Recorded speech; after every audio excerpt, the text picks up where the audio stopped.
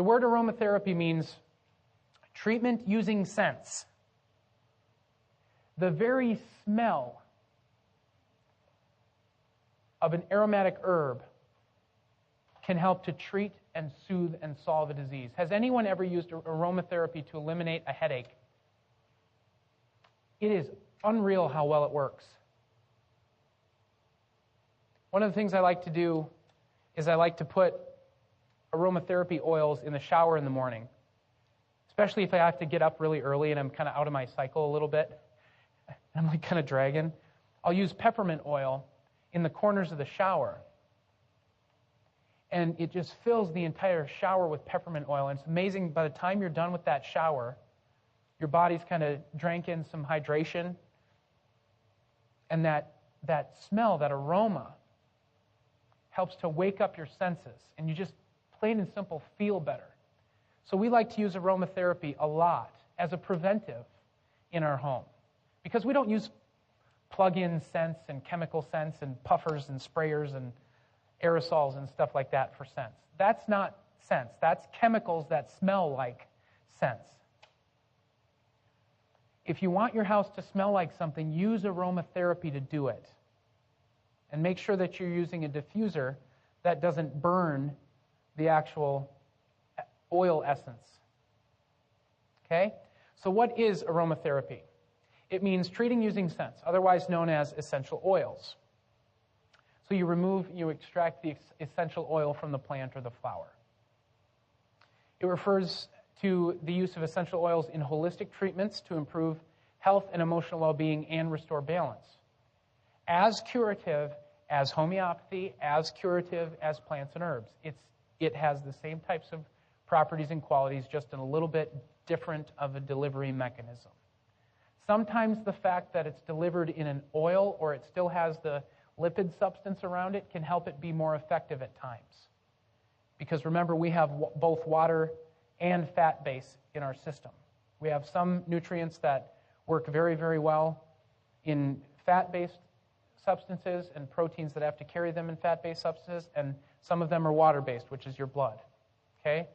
Essential oils can help immensely to differentiate from just taking an herb, for example.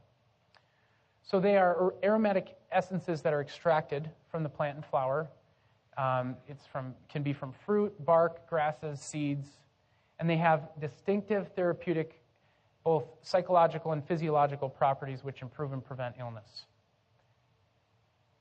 Aromatherapy is one of those really easy ones that you can just begin to use. Okay? Essential oils are used in a variety of ways, most of which you can do at home. So you can use them in inhalations, which is basically putting it into a cloth and just cupping the cloth up to your nose. Diffusers, there's all kinds of diffusers out there. So you can go and you can search aromatherapy diffusers. You can Google it. I mean, you can find all kinds of them. Usually places that sell aromatherapy or manufacturers of aromatherapy will also have diffusers that you can use as well. Vaporizers, using heated water to dispense the aromatherapy into the air. The actual essential oil is then caught up in water molecules that's floating around. Same thing as the shower. The steam carries up the scent, and that's what delivers the aromatherapy. Massage, obviously essential oils used in massage is a wonderful way to get it into the skin and relieve stress. Has anyone ever had a massage with aromatherapy oils used? Isn't it awesome? Literally, I know that the heart disease rate in this country would drop. We'd see a significant drop if people just got a massage like that once a month. Because the amount of stress that is diffused, not only during a massage, but a massage that also uses essential oils, is amazing what it can do for you. I encourage you to seek that out and try it for yourself. Baths and showers and compresses both also can deliver essential oils and do so very, very effectively. So for inhalations, it's important for you to know this too, because inhalations can be a very direct way of getting a good amount of essential oils into your system fast. It can be direct inhalations or steam inhalations, either way. Ever dropped essential oil in boiling water and then put the towel over your head and kind of stood over the steam. That's one way to do it yourself. That's one way to get that essential oil suspended in water molecules and get it up into your system. So just 1 or 2 drops, either in a handkerchief or in a boiling pot or something like that, and that'll do it. You can put it on your pillow. If you've got a deep cold or something and it's one you're going to be working after, you're going to be getting after it for a couple days, great place to put a couple drops of essential oils right on your pillow. Some people get irritated when they put essential oils directly on their skin. So that's one of the reasons why you might want to put it on a cloth or something instead of your skin, because you might actually have an adverse reaction to it being directly on your skin. Some people just have more sensitive skin like that. But you can have an aromatherapy oil that does wonders for your health, just not on your skin. So just all you need to do is just make sure that you find a good way to diffuse it. Again, putting it on your pillow would be a good way for it to be kind of around you all night long. Diffusers and vaporizers. So they release a scent of oils in the air, providing natural fragrance. And then also, obviously, if you're smelling it, you're getting its therapeutic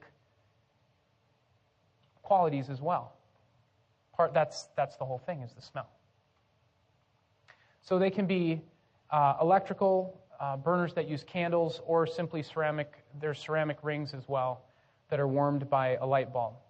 All of those things, just the heat itself will carry that frequency, that will carry that aromatherapy through the air, and you'll be able to smell it. Obviously, we talked about massage. That one we like very much, and I hope you guys go get your massages. You deserve it. Baths. Everyone knows it feels awesome to take a bath when you are trying to help support your body through getting rid of a bacteria or a virus. Using aromatherapy in a bath is like a no-brainer. You should be doing it. You should never take a bath without aromatherapy, especially when you're trying to help your body through something. Okay? And we have, in Section 7, there is help for helping you understand what aromatherapy to use. Okay? So there's different amounts that you want to use for adults and different for children. But bottom line, aromatherapy is wonderful when using in baths. Same thing as showers. Okay? Compresses as well.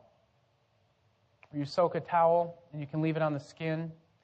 It does wonders for all different kinds of symptoms. So check out that Section 7, and that will help you immensely in helping you use this.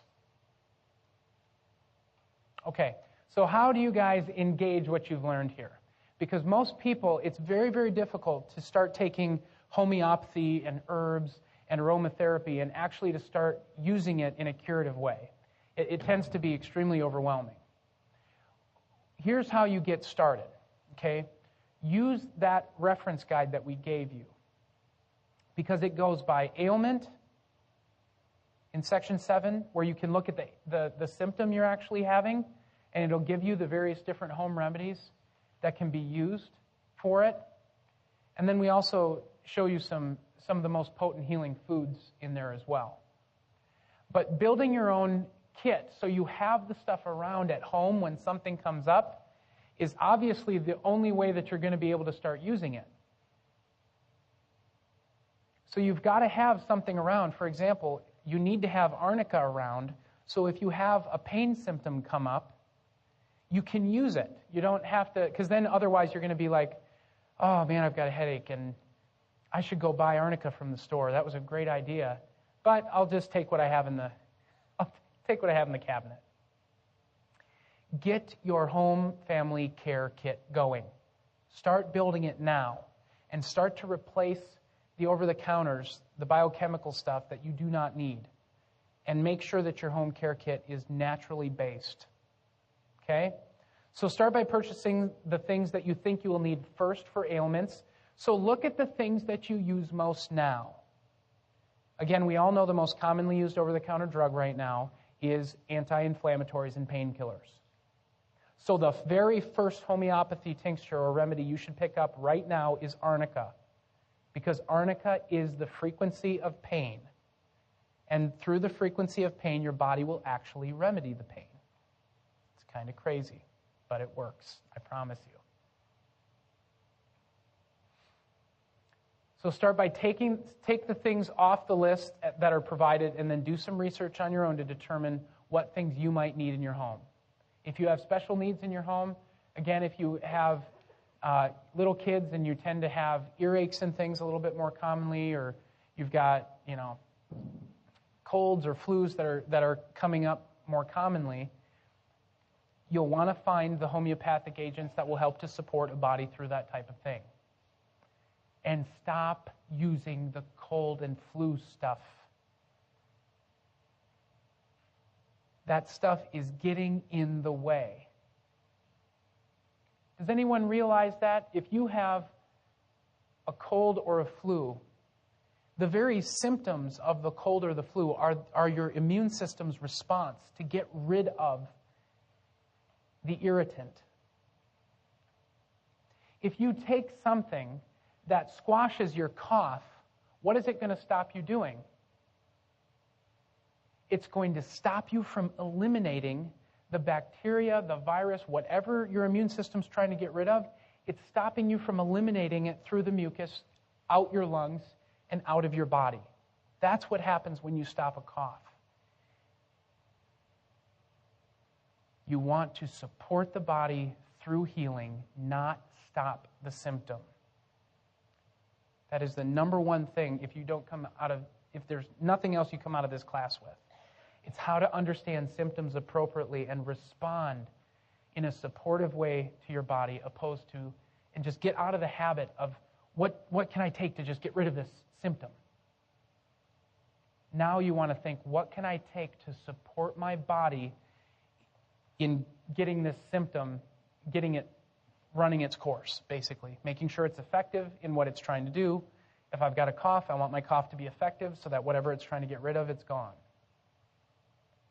And then realize that your lifestyle can help you to prevent whatever came on in the first place.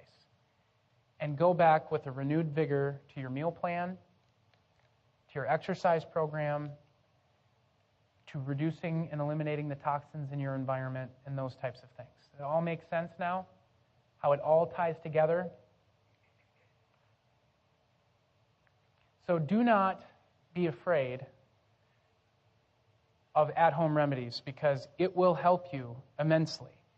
It is going to be more important in the coming years to be more self-sufficient in your health than it ever has been in the history of this country. Can anyone see that coming down the pipeline at all?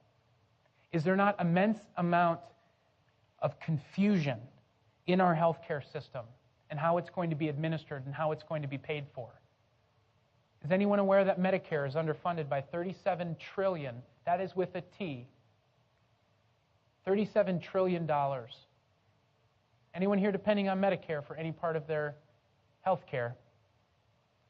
There's a chance it's not going to be there soon. Now, if it sticks around, something else is going to have to be sacrificed. The bottom line is, you need to become more self-sufficient in your health. That is the bottom line.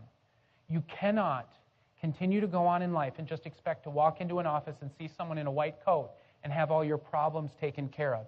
You can see where that's gotten us. We have shrugged the responsibility off onto the doctor, and that is not the doctor's responsibility.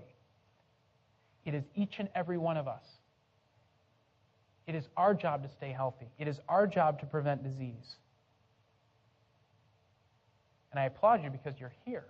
Just the fact that you're hearing this puts you light years ahead of most people, because you're gaining the knowledge that you need to prevent disease. All right.